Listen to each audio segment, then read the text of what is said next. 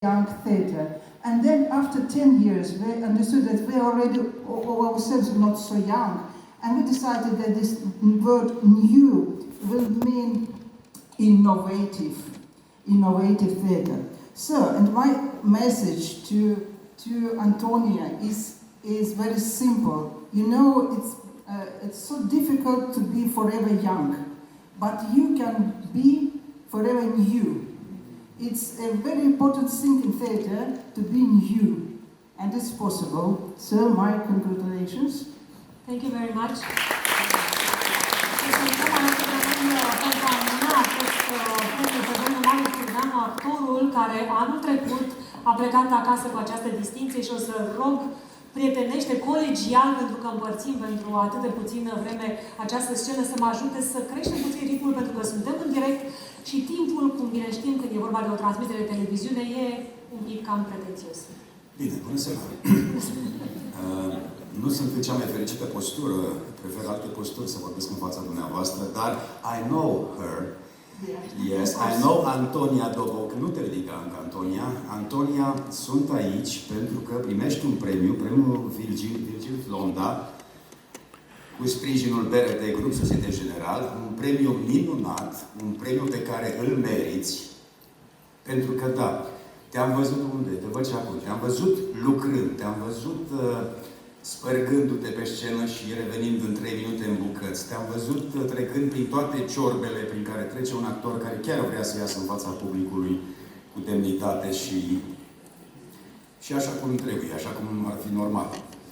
Te-am văzut de multe ori, te estimez, ți-am spus-o personal, o spun în larg aici, că ai niște calități minunate pe care le-a văzut Silviu Purcărete, Andrei Joldac, Andrei și Andreea Grosu, Dumitru Acriș, cei cu care ai lucrat aici. Alte calități ți le-au văzut alții din alte părți, pentru că Antonia Dobocan merge la castinguri, Antonia Dobocan merge la workshop-uri. Nei la Bit aici și în alte workshop-uri mai de mult. Deci, Antonia Dobocan, nu greșesc când spun că tu ești tu ești un model.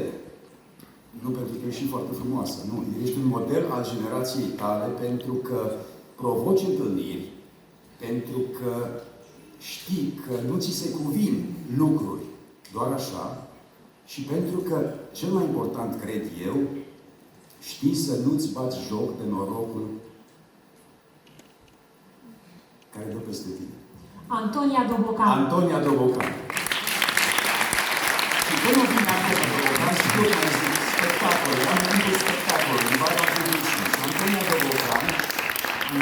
Dobocan, după prima ei intrare, vine la mine și îmi spune în culise, încet, Marius, n-a fost bine, așa, trebuia să fiu mai energică, mai... Antonia, ai fost bine. Antonia Dobocan, ești bine. Antonia Dobocan, te îmbrățișez, te iubesc.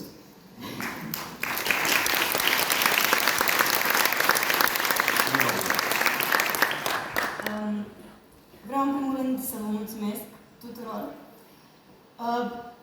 Este o mare onoare pentru mine să fiu aici, mai ales la început de drum și să primesc acest premiu.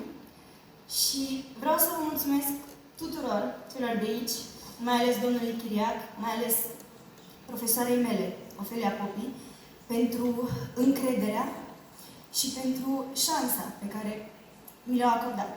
Vă mulțumesc!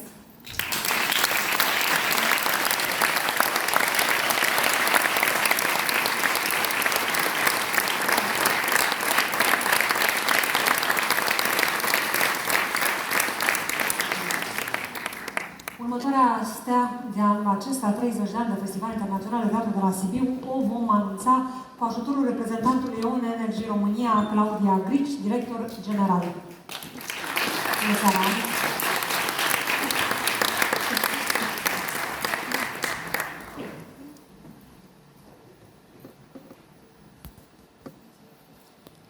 Bună seara! Povestea noastră la Sibiu a început în urmă cu 12 ani și iată un timp deloc scurt în care am continuat să fim partenerii unui eveniment de excepție care ne transpune într-o lume plină de energie, pasiune și emoție în fiecare an.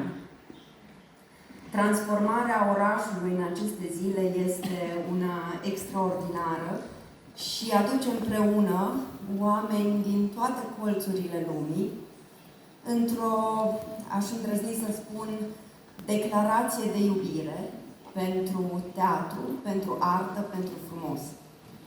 Am onoarea să fiu aici în această seară pentru a-l premia pe Tiago Rodrigues, unul dintre cei mai mari reprezentanți ai teatrului european. Felicitări pentru tot ceea ce face, pentru stările unice pe care ni le creează și felicitări și organizatorilor pentru alegerea făcută. O reverență în fața tuturor celor care dau în aceste zile orașului această bine meritată strălucire. Vă mulțumesc!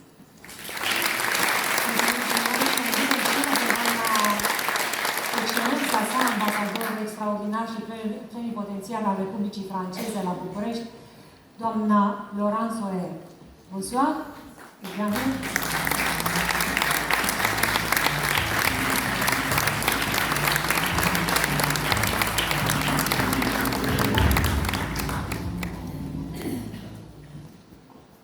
Doamna ministru, doamna primar, doamnelor și domnilor, domnule consilier președinte, domnule secretar general adjunct la NATO, mă bucur că sunt aici în această seară pentru să înamnez acest premiu la Festivalul Internațional de Teatru de la Sibiu cu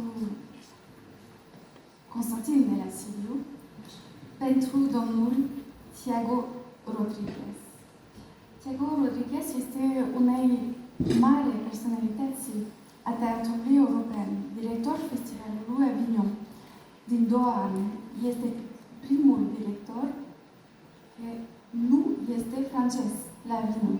Este din origine din Portugal, dar e cunoscut întreaga toată lumea. Opera sa se caracterizează pentru profunda reflexie asupra naturii artei și rolului său în societatea. Este foarte cunoscut pentru abilitatea sa de a utiliza cu pricepere limbajul și cuvântul în producție sale. Este un susținător fervent al puterii cuvintelor și traducere și acordă o mare atenție precizie la muzicalitatea limbajului în regia sa, cu la fel din Constantin de la Sibiu. Temele universale precum dragostea, memoria, identitatea și politică sunt abordate cu totul sunt opere. Opera sa se numește Dans la mesure de l'impossible. A fost cu mare plăcere, a fost prezentat la Sibiu în aceste ani, dar este cunoscută pentru Antoine Cleopatra, La Ceriselle, Livada de Vicini. Programul de aceste ani nu a putut Tiago Rodrigues începe lucru mare cu primul festivalul lui la Avignon, dintre 3-4 zile pentru acest Avignon, mare festivalul pentru toți lunii de iulie. Pentru mine, dragă Constantin, este o mare plăcere. Sunt aici pentru om ce este european. Considera Europa ca cu centralitatea, inclusiv România, și considera teatrul ca un lucru politic și este mesajul că o să rămână. În astăzi, România este centrul Europa. Totul lume vede ce începe din anul la țara și la țara din Ucraina și noi am nevoie de teatrul pentru să explic, pentru să ne-ambit pentru se accepta unitatea și solidaritatea totul și împreună. Scuziți mult, mon roumain est improvisé. Mon roumain...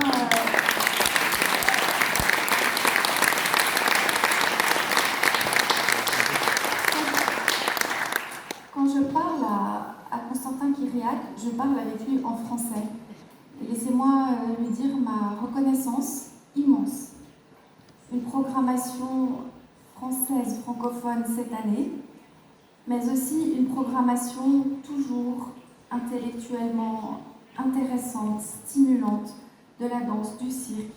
Cette année, nous avions les deux plus grands théâtres français, le Théâtre de la Ville, qui était venu, monsieur le conseiller présidentiel, lors de la présidence roumaine à Sibiu, avec Emmanuel de Marsimota. Et puis nous avons ce soir, en ce moment même, un Molière que tout le monde connaît en Roumanie, le Malade imaginaire, avec le Théâtre national de Bretagne. C'est pour vous dire que le théâtre est un moyen universel de s'exprimer, et c'est aussi ce qui nous lie, Constantin, le festival, la France, l'ambassade, l'Institut français. Pour tout cela, pour Thiago, pour lui souhaiter bon courage pour son premier festival, il est très nerveux. Pour lui, merci. Merci à vous.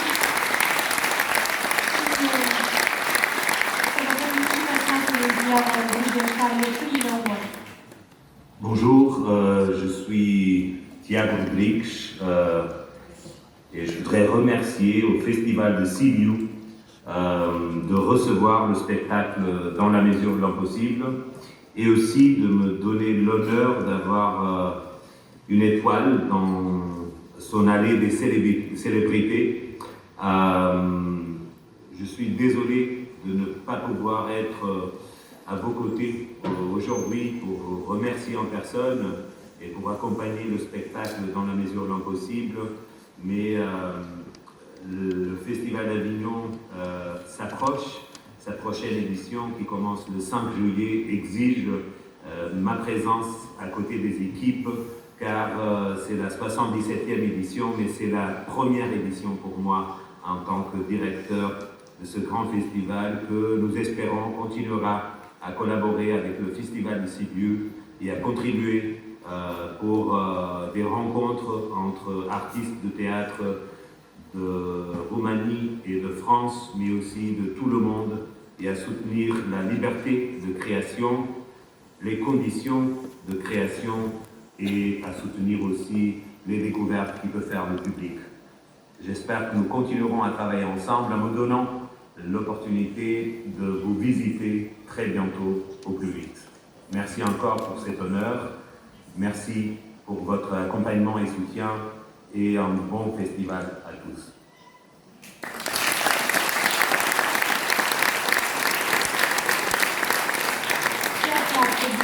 Și Avignonului, care începe peste câteva zile, aș spune că, având în vedere diferența de vârstă și reverența pe care o facem de fiecare dată când vorbim de cele două mari festivaluri europene, e de învățat câte ceva și de la tineri, pentru că sunt convinsă că multe dintre poveștile care se derulează și în această ediție la Sibiu ajung și la Avignon, și la Edinburgh, și la Salzburg, și la Istanbul. Am văzut directori de festival în public în această săptămână și știu că nu e întâmplător. Avem un premiu special cu care o să ne bucurăm în seara aceasta, pentru că Sibiul înseamnă multe forme de creativitate, înseamnă un pic de ironie, înseamnă mult umor și aș spune și atât de multă înțelepciune cât încape în condeiul unuia dintre cei mai talentați artiști români. Îl invit alături de mine pe scenă deocamdată pe domnul Daniel Grecu, director general Autoclass, care ne va face intrarea către acest premiu special. Sper să aveți milă și să fie scurți. Sau rapid, cum să zic. La mașini se potrivește mai bine. Promit să fiu foarte scurt, vă mulțumesc frumos și pentru onoarea de a fi aici, în fața dumneavoastră, și vă rog să permiteți să vă urez toate cele bune și de folos din partea întregii echipe Autoclass. Mulțumim lui Dumnezeu că îngăduie să fim împreună în acest context, cum spunea și domnul Mircea Joana anterior. să ne bucurăm de aceste echipe de rafinament și eleganță în contextul în care la granița noastră există tristețe, dar există și foarte multă speranță. Într-un an special în care sărbătorim 30 de ani, alături de Festivalul Internațional de Teatru, grupul Autocar sărbătorește 20 de ani de la înființare. E un an special pentru noi, în care vrem să ridicăm nivelul de, haideți să spunem, de percepție, de ospitalitate la un alt nivel și ne străduim să oferim cu ajutorul celor mai noi și mai moderne autovehicule Mercedes-Benz respectul și ospitalitatea noastră pentru invitații, pentru actorii care ne bucură în fiecare zi. Am văzut bucurie în sufletele bunicilor, părinților, copiilor noștri.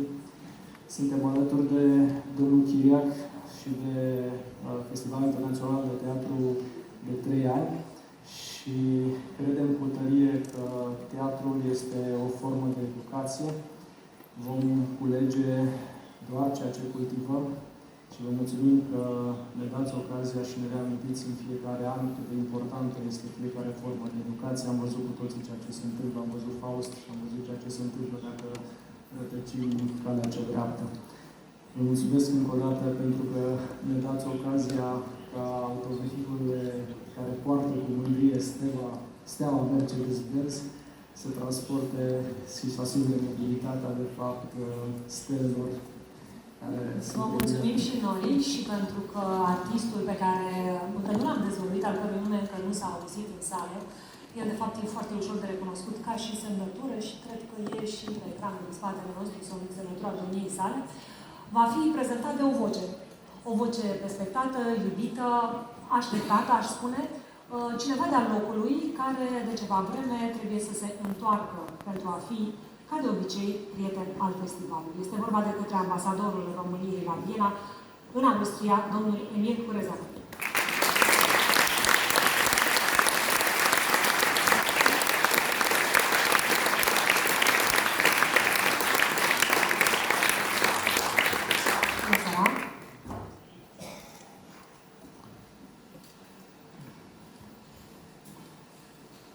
Bună seara, vă ușurez sarcina, pot fi foarte scurt.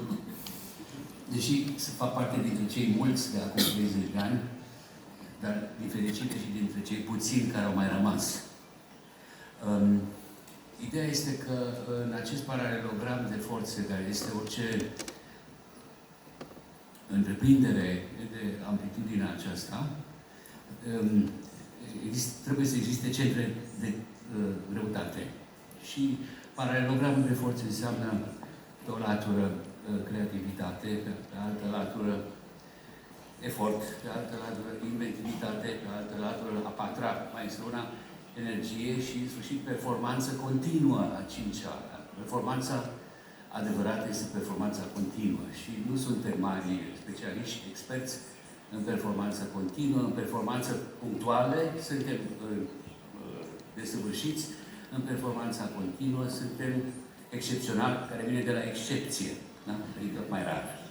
Aici, însă, în centrul acesta de gravitate al paralelogramului de forță stă, bineînțeles, Constantin Chiriac, la care virtuți și merite nu le repet, dar care sunt asumate de noi toți. Și mai stă cineva, stă un mare artist care întrunește în mod neobișnuit dimensiunile acestea ale performanței continue, pentru că este unul din mari artiști, graficieni, creatori, și ai ceea ce se numește performance. Este un grafician, este un scriitor, un critic, un spirit, un rezonăr, un om foarte lucid, care combină vectorul artistic, desenul, vectorul de atac, spiritul jurnalistic, critic, și o face de decenii. Este în momentul când presa se îngustează și ziarele dispar sau devin din ce în ce mai anonse, el a inventat un ziar pe orizontală, care este marca de înregistrare suplimentară a acestui fenomen care este Festivalul de la Sibiu. Dan Perjovski este, cu excepția lui Constantin Chiriac, probabil, doar cu a lui, unul dintre cei mai cunoscuți sibieni și români pe toate meridianele lumii. A luat premii Statele Unite, în Germania, în Austria. Lucrările lui figurează în toate marile colecții din lume. Își așterne semnătura scurtă, lucidă, penetrantă, pe una dintre cele mai rezistente publicații critice din România, care este revista 22, și el întrunește într-o singură persoană ceea ce se întâmplă foarte rar, și anume asigură printr-un ziar care se duce odată cu ziua când apare, asigură dimensiunea de trecere a timpului și în același timp revenind de fiecare dată și pe pardozea, și pe tavan, și pe ziduri, cu desene noi, asigură și eternitatea mesajului care se pierde. Aici e o poveste foarte complicată, dar nu o luăm de la început. Sunteți în transmisie directă. Putem să o luăm de la început. Dar pe jos vă felicit și vă îndrăgesc foarte mult.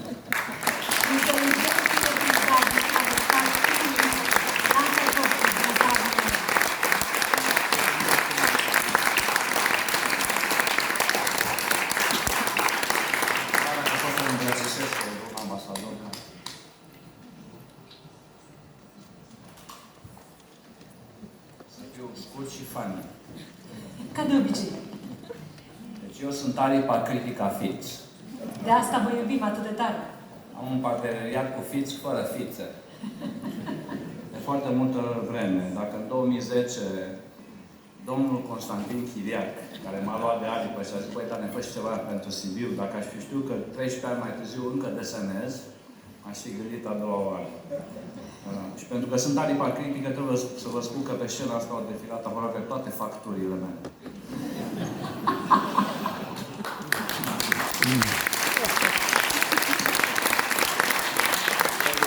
Aș vrea și eu să dau un premiu invizibil echipei extraordinare care se află în spatele la tot ce trăiți dumneavoastră de 13 ani, de 30 de ani.